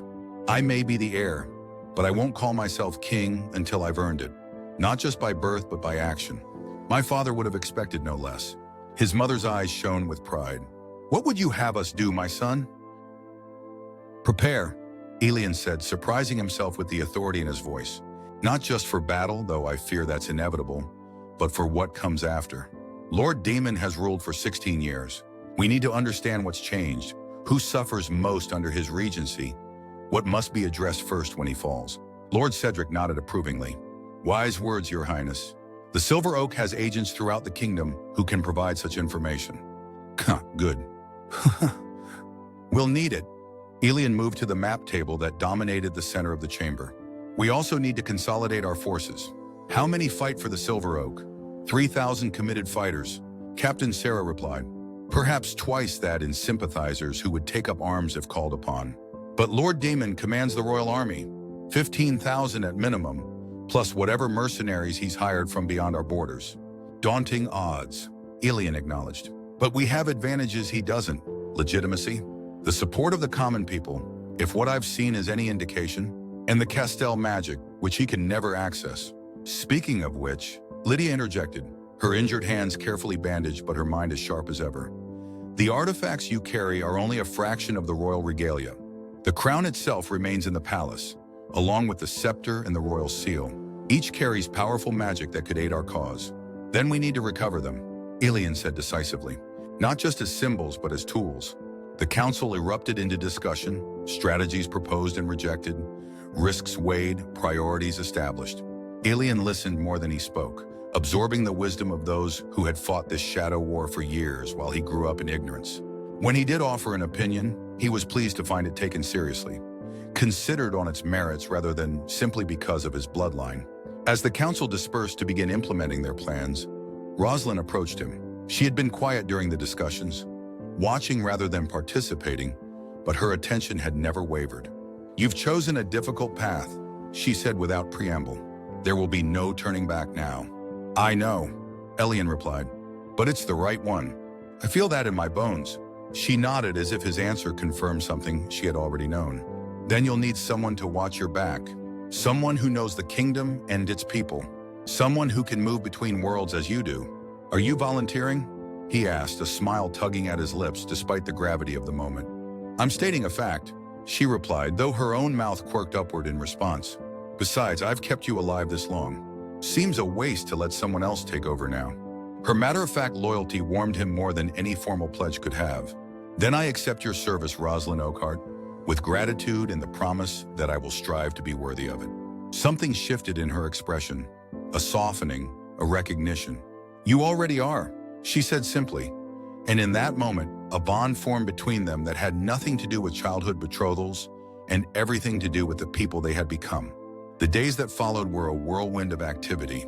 Messengers were dispatched to Silver Oak cells throughout the kingdom, carrying news of the prince's return and calling supporters to readiness. Scouts reported on troop movements, on the mood in villages and towns, on Lord Demon's increasingly desperate attempts to locate the sanctuary at White Falls. Through it all, Elian continued to remember, not just fragments of his childhood, but the lessons his father had taught him, the responsibilities of rulership, the balance between justice and mercy, the sacred trust between a Castell king and the land that responded to his stewardship. He trained with sword and bow, muscle memory returning more quickly than he would have thought possible. He studied maps and histories, filling gaps in his knowledge of the kingdom he would reclaim. And he listened to the fighters who risked their lives daily for his cause, to the healers who tended the wounded, to the ordinary people who found their way to the sanctuary seeking hope in desperate times. A month after his arrival at White Falls, scouts reported a massive mobilization of Lord Demon's forces. The regent had apparently tired of searching for their hidden sanctuary and had chosen a different strategy: the systematic destruction of villages known to harbor Silver Oak sympathizers. "He's trying to draw us out," Captain Sarah explained grimly during an emergency council session. "Force us to either reveal ourselves or abandon our people to slaughter. Then he knows nothing of what it means to be king." Elian said, his decision already made. "We will not abandon them." The strategy they devised was daring, perhaps reckless, his mother warned, but Elian was adamant. They would not attack Lord Demon's main force directly. Instead, they would divide their fighters into smaller groups, each responsible for evacuating a targeted village before the regent's forces arrived. Those willing to fight would join the Silver Oak. The others would be escorted to safe havens established throughout the eastern forests. "And what of you, Your Highness?" Lord Cedric asked, concern evident in his voice. "Where will you be during these operations?" "Where I'm needed most," Elian replied. "At the village of Oakman." A murmur ran through the council. Oakman was not just any village. It was the ancestral home of the Oakhart family. The place where Rosalind would have grown up had the coup not orphaned her. More importantly, it sat at a strategic crossroads controlling access to the eastern provinces, where the Silver Oak was strongest. "Lord Demon will send his best forces there," Captain Sarah warned. "Possibly lead them himself. It's too dangerous." "Which is precisely why I must go," Elian insisted. "The people need to see that their prince stands with them, that I'm not hiding in safety while they face destruction." His mother studied him across the map table, her expression a complex mixture of fear and pride. "Your father would say the same," she said finally, "and I would not dishonor either of you by arguing against it. But you will take a full guard, and you will follow Captain Sarah's security protocols without question." Elian nodded, accepting the compromise. "Agreed. We move at dawn." As the council dispersed to prepare for the coming operation, Rosalind fell into step beside him. "I'm coming with you to Oakman," she said, her tone making it clear this was a statement of fact, not a request. "I assumed you would," Elian replied, having learned over the past month that Rosalind Oakhart was not someone whose mind changed easily once made up. "It's your home, after all. A home I've never known," she corrected. "But yes, it matters to me. The Oakharts have protected those lands for generations. I won't abandon them now." They walked in companionable silence through the sanctuary corridors, each lost in thoughts of the coming confrontation. Their relationship had evolved during their time at White Falls, the initial wariness giving way to mutual respect, then to a friendship that deepened with each passing day. Elian found himself increasingly drawn to her. Her strength, her practicality, her fierce loyalty to her people. Whether this was the echo of their childhood connection or something new forming between the adults they had become, he couldn't say, but he valued it, whatever its source. "Are you afraid?" Rosalind asked suddenly, stopping in an alcove that overlooked the waterfall. The question caught him off guard with its directness. "Yes," he admitted after a moment's consideration. "Not of dying exactly, but of failing, of not being what they need me to be." Rosalind studied him, her amber eyes reflecting the fading daylight. "I used to dream about you, you know. When I was young, not the prince from the stories Aunt Sarah would tell, but the boy I barely remembered from before. In my dreams, you were always just out of reach, running ahead of me in the garden, hiding where I couldn't find you. And now?" Elian asked softly. "Now you're here," she said simply. "Real. Flesh and blood and doubt and courage mixed together. Better than any dream." Before he could respond, she leaned forward and pressed her lips briefly, gently to his. The contact lasted only a moment, but it sent warmth cascading through Elian's entire being. "For luck," Rosalind said as she pulled away, a hint of color in her cheeks. "We leave at dawn." She slipped away before he could gather his thoughts, leaving him in the alcove with the roar of the waterfall and the memory of her kiss lingering like a promise. Dawn broke clear and cold over the mountains as the Silver Oak forces moved out from White Falls. They traveled in small groups, taking different routes to avoid detection, their destinations the dozen villages marked for destruction by Lord Demon's edict. Elian rode with Captain Sarah, Rosalind, and a select guard of 20 fighters, enough to provide protection without slowing their progress through the difficult mountain terrain. His mother had remained at the sanctuary, coordinating the overall operation through a network of messengers and, when necessary, the magical communication enabled by the Castell artifacts. The journey to Oakman took 3 days of hard riding. As they descended from the mountains into the more populous lowlands, evidence of Lord Demon's destructive reign became increasingly apparent.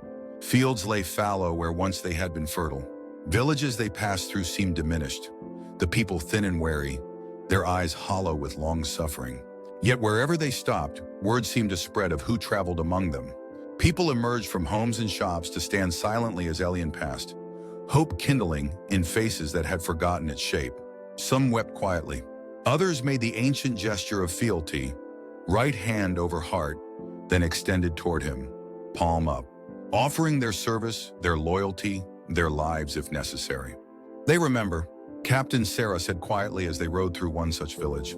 "Even after 16 years, they remember what it meant to live under Castell rule." On the afternoon of the third day, they crested a hill and Oakman came into view below them. Unlike the impoverished villages they had passed, Oakman appeared prosperous at first glance, its buildings well-maintained, its streets orderly. But as they drew closer, the true nature of that prosperity revealed itself. Soldiers in Lord Demon's colors patrolled the streets. The largest buildings had been converted to barracks or storehouses for the regent's army. The villagers moved with the careful precision of those who know they are constantly watched. "He's turned it into a garrison town," Rosalind said, her voice tight with anger. "These are farmers, craftspeople, not subjects to be occupied." They made camp in the forest outside the village, joining a group of Silver Oak fighters who had arrived days earlier to assess the situation and make contact with sympathizers within Oakman. The news they brought was grim. Lord Demon himself is expected tomorrow with a force of at least 1,000, reported a wiry scout named Thomas. "They're bringing siege engines, fire wagons, tools of destruction, not occupation. The orders are to make an example of Oakman." "How many villagers?" Elian asked, studying the rough map Thomas had drawn. "About 400 plus 200 of Demon's soldiers already garrisoned there. Maybe a third of the villagers are strong enough to fight if necessary, but most are craftspeople or farmers. Not warriors." Elian exchanged glances with Captain Sarah. "We need to evacuate them tonight before Demon arrives. Get them to the eastern safe havens."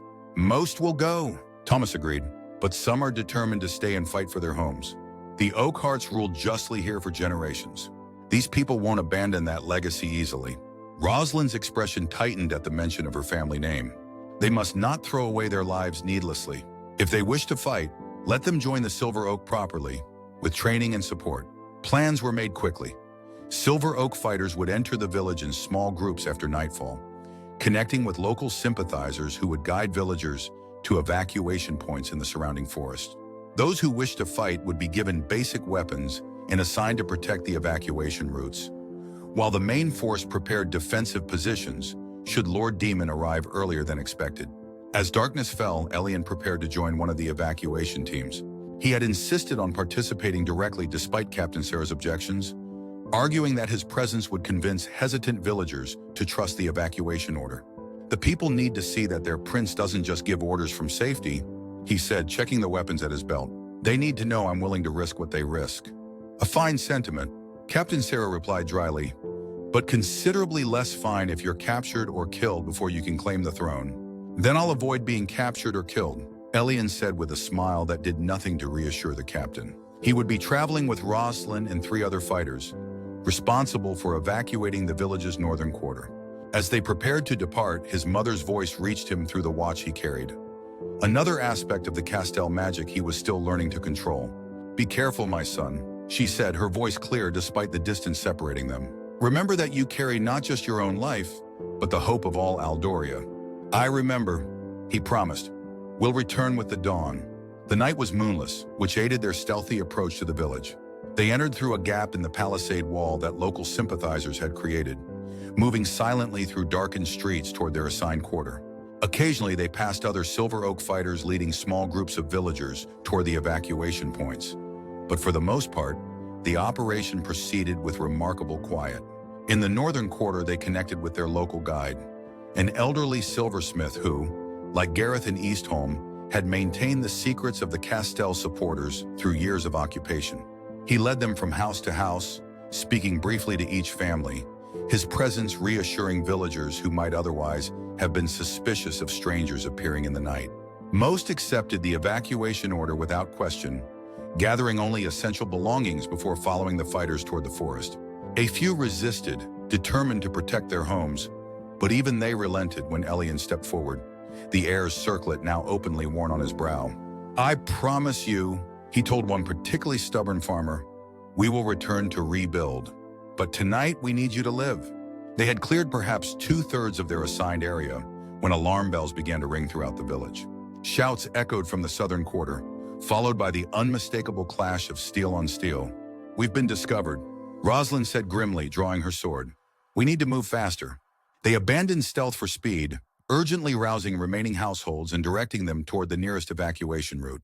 Most of Demon's soldiers appeared to be converging on the southern disturbance, but it was only a matter of time before they realized the evacuation was happening throughout the village. They were guiding the last group of villagers toward the northern gap in the palisade when a patrol of soldiers appeared around a corner, blocking their path. The soldiers responded instantly, drawing weapons and charging the evacuees. Elian and Rosalind moved as one, placing themselves between the soldiers and the frightened villagers. The fight was brief but vicious, Rosalind's sword a blur of deadly precision, Elian moving with the grace and skill that weeks of intensive training had reawakened in him. When it ended, the soldiers lay disabled or unconscious, but the alarm had been well and truly raised. "Go!" Elian ordered the remaining fighters. "Get these people to safety. Rosalind and I will create a diversion to buy you time." The fighters hesitated, clearly torn between their duty to protect him and their mission to save the villagers. Elian made the decision for them, turning away to lead Rosalind toward the center of the village, where the fighting sounded heaviest. They moved quickly through now empty streets, heading toward the village square where Demon soldiers appeared to be regrouping. Fires had broken out in several buildings, casting an eerie, flickering light over the scene of chaos. Silver Oak fighters were engaged in running battles throughout the area, covering the retreat of villagers fleeing toward the southern forest. "We need to draw them away from the evacuation routes," Elian said, surveying the situation from the shadow of an alleyway. Rosalind nodded toward the garrison building that dominated one side of the square. "That's their command center. If we can create enough chaos there, they'll have to respond." It was dangerous, possibly suicidal, but they had no better option. They circled around to approach the garrison from the rear, where fewer soldiers were posted. Using skills honed during their flight from the barracks in Eastholm, they neutralized the guards silently and slipped inside. The interior was largely deserted, most of the garrison having responded to the alarms outside. They moved quickly through corridors, searching for something that would create maximum disruption when destroyed. In what appeared to be the commander's office, they found their target: maps detailing Lord Demon's planned campaign against the eastern provinces, along with rosters of spies embedded in villages throughout the region. "This is worth more than a diversion," Rosalind said, quickly gathering the documents. This could save hundreds of lives. Before they could retreat with their prize, voices approached from the corridor, a heated argument between officers debating how to respond to the ongoing evacuation. Elian and Rosalind ducked behind a heavy curtain moments before the door burst open. "I'm telling you, this is coordinated," said a harsh voice. "The same thing is happening in half a dozen villages across the eastern provinces. It's the Silver Oak. They knew we were coming." "Impossible," replied a second voice, this one cultured and coldly familiar. "Our plans were known only to the inner council. Unless..." There was a moment of silence, then the sound of a fist striking wood. "The prince," said the cultured voice. Julian Thorpe's voice, Elian realized with a chill. "He's here. He must be..." "How can you be sure?" asked the first speaker skeptically. "Because this is Oakmont, the Oakheart ancestral seat. The girl was with him when they escaped. She would have brought him here." Julian's voice hardened with certainty. "Search every building, every cellar, every cart leaving the village. I want him found before Lord Demon arrives at dawn." The officers left to carry out the search, leaving Elian and Rosalind momentarily alone in the office. They exchanged grim looks, the same realization dawning in both their eyes. The evacuation had been compromised. Julian would concentrate his forces on the escape routes, capturing villagers and fighters alike as they tried to flee. "We need to warn them," Rosalind whispered. "Change the evacuation plan." Elian touched the watch at his chest, attempting to make contact with his mother as she had done earlier. The device warmed beneath his fingers, its blue glow intensifying as he focused his thoughts. "Mother," he said softly, "can you hear me?" For a moment there was nothing. Then faintly, as if across a vast distance, "Elian." "What's happening?" Quickly he explained the situation. Julian's presence, the compromised evacuation routes, the valuable intelligence they had discovered. "We need to redirect the evacuation," he finished. "And we need reinforcements if we're to hold until dawn." His mother's voice came back stronger now, the connection stabilizing. "Captain Sarah's forces nearby, waiting in reserve. I'll redirect them to support you. As for the evacuation..." She paused as if consulting with others. "There's an old Castell escape route beneath the village square, a tunnel that leads to a cave system in the eastern hills. The entrance is marked with our sigil, hidden in the well at the center of the square. The square is crawling with demon soldiers," Elian replied, glancing at Rosalind, who was keeping watch at the door. "We'd never reach it undetected." "You don't need to reach it physically," his mother said, her voice taking on a teaching tone he half remembered from childhood. "The watch can activate it from a distance. Place it against the floor and turn the key 3 times while focusing on the sigil. The tunnel will open for those of Castell blood or those under their protection." It seemed impossible, yet so much of what he had experienced since claiming his heritage had defied ordinary explanation. "I'll try," he promised, "but we need to move quickly. Julian is organizing a systematic search." "Be careful, my son," his mother said, concern evident in her voice. "Remember, you are more valuable to Aldoria alive than as a martyr." The connection faded as Rosalind signaled urgently from the door. Footsteps were approaching, many of them moving with military precision. "We need to go," she whispered. "Now." They slipped from the office moments before a search party entered, making their way through back corridors toward a servant's entrance they had identified during their initial infiltration. Outside, the situation had deteriorated further. The fires had spread, consuming entire buildings and casting a hellish glow over the village square. Soldiers moved in organized groups, methodically searching every structure and rounding up any villagers they found. From their position in the shadows between buildings, they could see the well his mother had mentioned, an ancient stone structure at the exact center of the square, currently surrounded by demon soldiers using it as a rallying point. "We'll never get close enough," Rosalind said, despair creeping into her voice for the first time since Elian had known her. "We don't need to," Elian replied, remembering his mother's instructions. He withdrew the watch, its blue glow seeping through his fingers. "I need to concentrate. Keep watch." While Rosalind maintained vigilance, Elian knelt and pressed the watch against the ground. He closed his eyes, visualizing the Castell sigil, the silver lion surrounded by a crown of oak leaves, and turned the key 3 times as instructed. For a heartbeat, nothing happened. Then a tremor ran through the ground beneath them, subtle but unmistakable. In the square, soldiers looked around in confusion as the stones around the well began to shift and separate, revealing a spiraling staircase descending into darkness. The blue glow from Elian's watch intensified, shooting upward like a beacon. Across the village, similar beams of blue light appeared, marking additional entrances to the tunnel system that had remained hidden for generations. It worked. Rosalind breathed, awe evident in her voice. But the beacon had also revealed their position. Shouts rang out as soldiers spotted the distinctive blue light, and suddenly they were running. Julian's voice rising above the chaos as he ordered his men to capture the prince at all costs. They fled through burning streets, demon soldiers in close pursuit. Silver Oak fighters emerged from the shadows to cover their retreat, buying precious seconds with their lives as villagers streamed toward the newly revealed tunnel entrances. They were nearly to the northern palisade when Julian himself cut off their escape, a dozen elite guards at his back. He looked different from their last encounter, harder, more desperate, a man who knew his future depended on capturing the fugitive prince. "Surrender, Your Highness," he called, his voice dripping with mockery on the title. "Lord Demon would prefer you alive, but I'm authorized to bring you in however necessary." Elian and Rosalind stood back to back, surrounded with no clear path to escape. The stolen documents were tucked securely in Rosalind's tunic, too valuable to risk in what was about to become a desperate fight. "Last chance," Julian warned, drawing his sword. "Surrender or die." Before Elian could respond, horns sounded from the forest. Not the harsh brass of demons' forces, but the deeper, more resonant call of the Silver Oak. Captain Sarah had arrived with reinforcements earlier than expected. Julian hesitated, glancing toward the sound, and in that moment of distraction, Elian acted. The watch at his chest was still glowing brilliantly from activating the tunnels. On instinct, he grasped it and focused his need, not for escape this time, but for a way to fight back. Power surged through him, raw and elemental. The watch's blue light spread up his arm and across his body, forming a shimmering aura that seemed to solidify around him. When he drew his sword, the blade ignited with the same blue energy, humming with power that resonated in his very bones. Julian's eyes widened in genuine fear. "Castell magic," he whispered. "It's not possible." "Many things are possible," Elian replied, his voice oddly resonant. "When the rightful king returns." What followed was less a battle than a revelation. Elian moved with speed and precision beyond his training, the sword in his hand more an extension of his will than a physical weapon.